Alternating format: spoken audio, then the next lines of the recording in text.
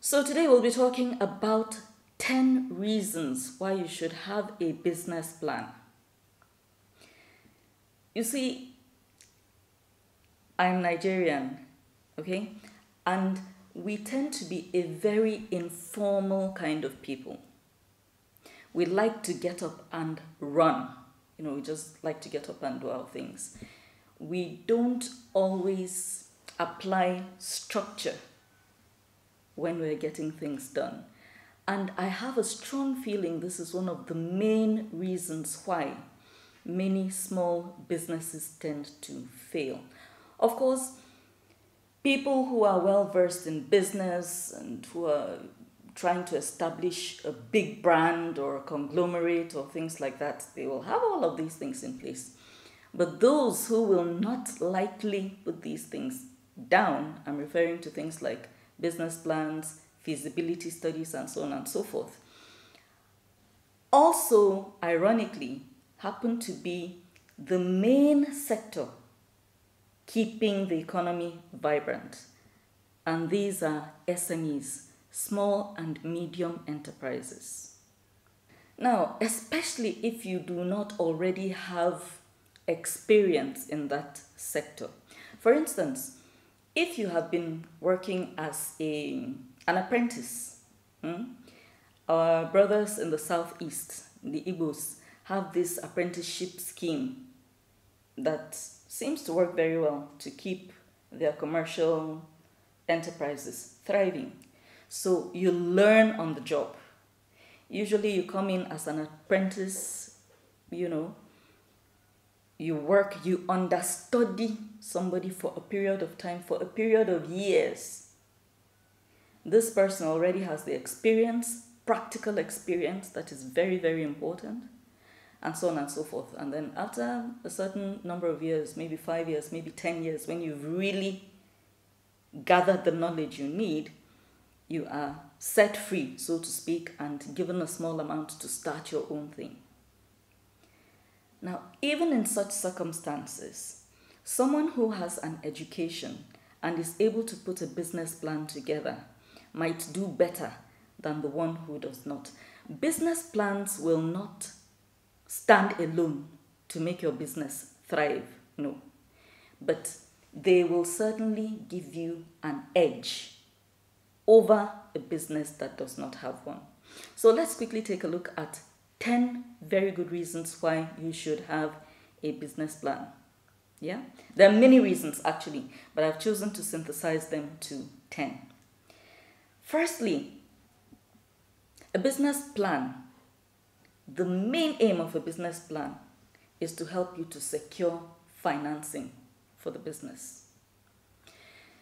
Many people like to feel that, I have this rich relative here, I have this very wealthy friend there, and they should just give me the money for it.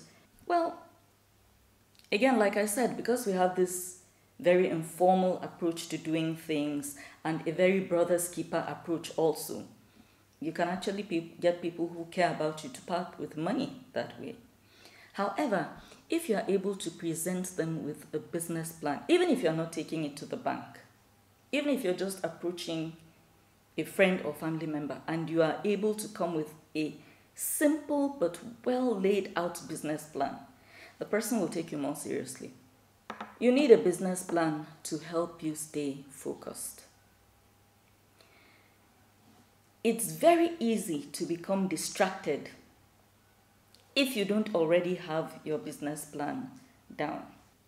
So if you know that subsequently you are trying to grow this business to a place where you can approach institutions and individuals to help you grow it even more, you need to remain focused. So if it's a grocery store, for instance, grocery store, here we tend to call it daily needs. You have a daily needs store, then all of a sudden, because your friend is doing well with used clothing. You now want to have a small used clothing space in one corner of your daily needs store. When you know that most of the people that will be coming to that shop are coming to buy items that are worth maybe at the very most, maybe 1,000 or 2,000 naira at a time, you now have a small stack of clothing by the side. And yet you are known for selling daily needs. You will not be the first shop that will pop into people's minds when they're thinking of clothing. It's very important. If you have your business plan laid out properly, it will help you to stay focused with regards to what you are actually doing. So that is point number 2. Point number 3, having a business plan helps you to avoid big mistakes. What are these possible big mistakes, you might be thinking? You could run into a situation where you've established a business that people do not need. They don't need your goods or your services. You will not be able to raise capital because people do not believe that that is something that is going to, grow. You have an inadequate team. There is stiff competition in that particular sector because it is already extremely saturated in that location where you are. And then you begin to have challenges of pricing. Now, you might not know it, but there's an interesting thing about pricing. Pricing can be difficult. Sometimes, some people want to come in with the lowest prices because they feel that that is the best way to edge the competition out as newbies, as newcomers too. Now, you run the risk of your customers wondering if what you are selling is substandard. So that is one risk. Now, other people will now go overboard and overprice their items because they are trying to create value. Trying to get people to feel that, oh, this thing is so valuable. Listen, most people are not silly.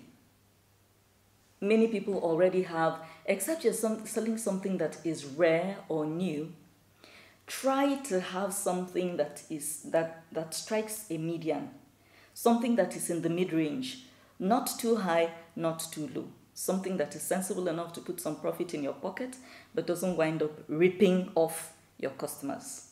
Because if your customers notice that your products or services, whatever it is you're offering, are about 20% more expensive than others within the same range, you're going to lose them also. So that's one thing you need to keep in mind. And having a good business plan helps you to avoid such mistakes. Point number 4. A business plan will help you to establish your objectives. What are you trying to do with this business? Now, that sounds like a silly question. I'm doing business to get money now, naturally. But in addition, and I've said this before, for you to market successfully, for you to do your business properly, you need to go beyond thinking selfishly. Think more along the lines of problem solving.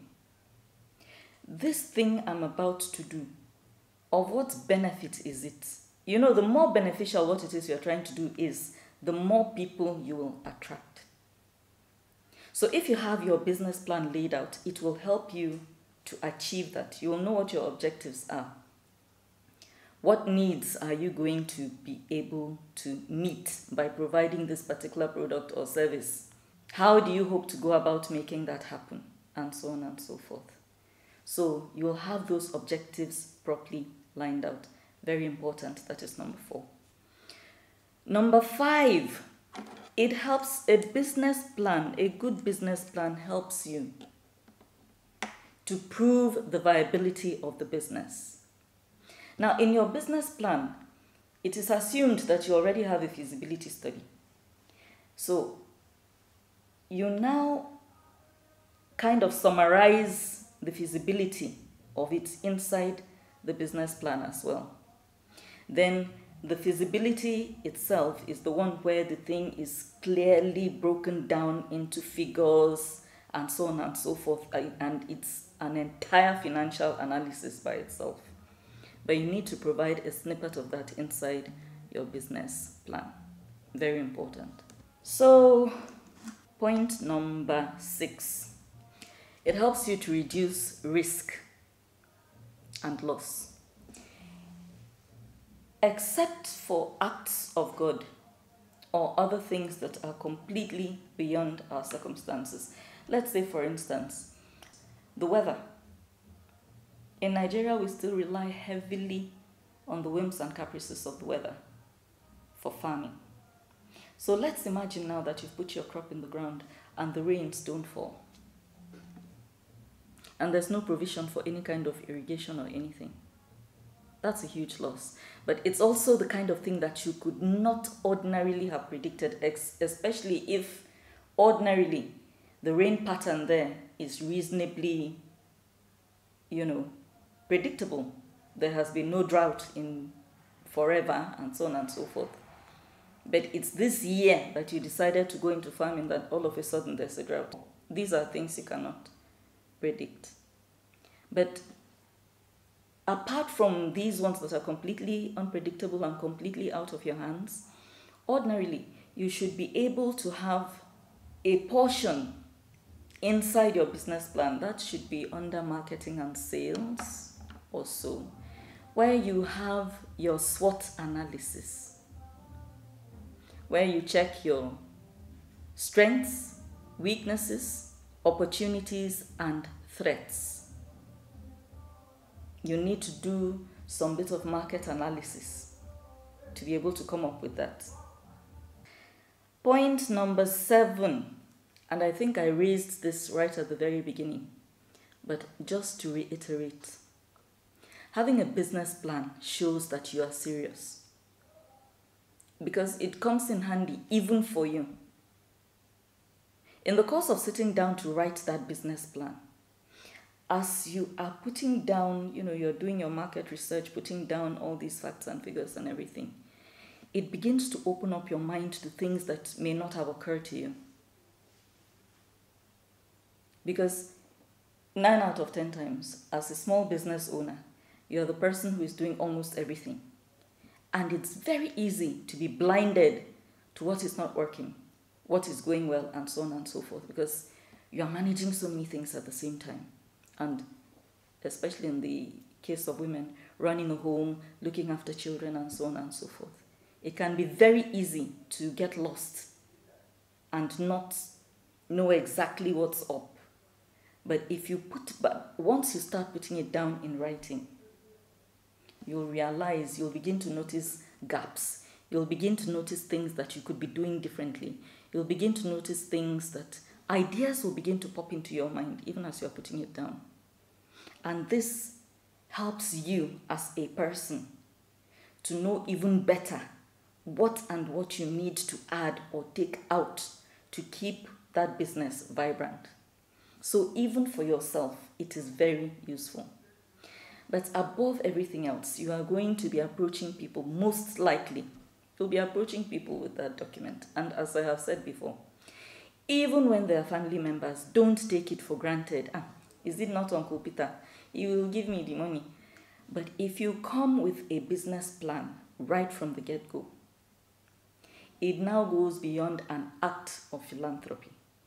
This person will realize that if I do this thing, I'm probably sowing a seed into this person's life that will grow into something bigger. Now, it also helps you to really know your market. Because to put this document together, you have to do a market analysis. And sometimes that requires, you can informally ask friends and acquaintances questions. You can go out into the street and ask complete strangers questions. You can hand out, questionnaires and so on and so forth. But you need to do a market analysis. Do a market analysis, it will help you. Sometimes Even if you do a market analysis and you discover that there is a gap here that can be filled, perhaps there's a reason why that gap exists. So don't always be in a hurry to cover gaps if you're working in the Nigerian economy. Most of us are extremely entrepreneurial minded. So if something strikes you as a very good idea, but nobody seems to be doing it, take a second, a third, and a fourth look. Dive deep. Check very well. There's a reason why people are not doing it. There's a reason. On the face of it, you might think, this is good, or this is good. Everything in theory looks good. There's no reason, you cannot see any immediate reason why this shouldn't work. But as you begin to investigate further, you'll begin to notice that startup is very, very, very expensive. Before you break even, it takes years. It takes years. And then even when that is the case, the profits are barely marginal. So you need to, don't just rush because you've noticed a gap and say that you are running there to go and fill that space. There might be a reason. So when you have your business plan put together, in the course of putting that business plan together, you'll come to understand what the challenge is. Then again, having a business plan will help you to understand and forecast your staffing needs. Remember, one reason why you need a business plan is because you're trying to grow the business. Nobody wants to start a business with just one staff and then remain like that for the next 5 or 6 years. You really hope to be in a better place this month than you were last month with regard to growth and so on and so forth. So, having your business plan will help you to forecast the direction in which your business should be going, things that you need to be doing if you really want to remain relevant in your particular niche, and so on and so forth. It will also help you to know what you need with regard to staffing, and so on and so forth. Now, last but not least, having a business plan is good for branding purposes. It helps you with branding because it helps you to stay focused. It helps you to know your market. All those other things that I've mentioned are important and critical for growing your brand. Now, small businesses frequently don't think much about branding, and branding is very important. Branding is your identity. Branding, that includes things like your logo, the name of the firm, and so on and so forth. These things are all your identity. And you want your brand to be strong, to be robust, to stand out. With a business plan, you'll be able to know those things that you need to do for your brand to begin to compete with favorably with those that have been there before you came into the market. So it does not end there. If you have an online business, is there any need for a business plan? I would say yes. An online business is very easy to start. It's the cheapest way to start a business. Usually, to get started doesn't require much because you already have a phone and data, a smartphone and data, or a smart gadget. It could be a tablet, it could be a laptop. Most of us now in urban environments have, at worst case scenario, you have a smartphone that uses data. You can use that to start. But with time, you don't want to keep stressing yourself on a phone. You might want to have a laptop or even a tablet. With time, you might want to have at least an assistant. With time, you might want to not work from home anymore, but rent a small space that gives even you, it confers on you, it makes you feel good when you walk into a space and you know that this is my office. There's just something about it that fills you up with pride. So maybe as your business progresses, you want to rent that small space and put a desk or two there and put one or two people there to give it more pizzazz, so to say. It's not just for fashion. First of all, it also helps to boost the confidence of your clients and customers, things like that. You will need that business plan. Oh, you've been doing this for 1 year, this is how it's going, and so on and so forth. Maybe one or two people want to put in something so that you can expand and do this and this and this. So it's important for that.